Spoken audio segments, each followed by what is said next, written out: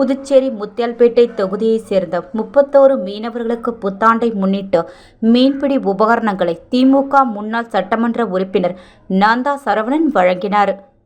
புதுச்சேரி முத்தியால்பேட்டை தொகுதி திமுக முன்னாள் சட்டமன்ற உறுப்பினர் நந்தா சரவணன் தனது சொந்த நிதியில் தொகுதி முழுவதும் பல்வேறு வளர்ச்சிப் பணிகளை மேற்கொண்டு வருகிறார். இதன் ஒரு பகுதியாக இன்று அவரது அலுவலகத்தில் முத்தியால்பேட்டை தொகுதியை சோலைநகர் வடக்கு பகுதியைச் சேர்ந்த மீனவர்கள் 31 பேருக்கு நலத்திட்ட உதவிகள் வழங்கும் நிகழ்வு நடைபெற்றது. இதில் கலந்து கொண்ட திமுக முன்னாள் சட்டமன்ற உறுப்பினர் நந்தா சரவணன் சோலைநகர் வடக்கு பகுதியைச் சேர்ந்த 31 மீனவ பயனாளிகளுக்கு மீன்பிடி வலைகள் உள்ளிட்ட சாதனங்களை சொந்த செலவில் இலவசமாக வழங்கினார்.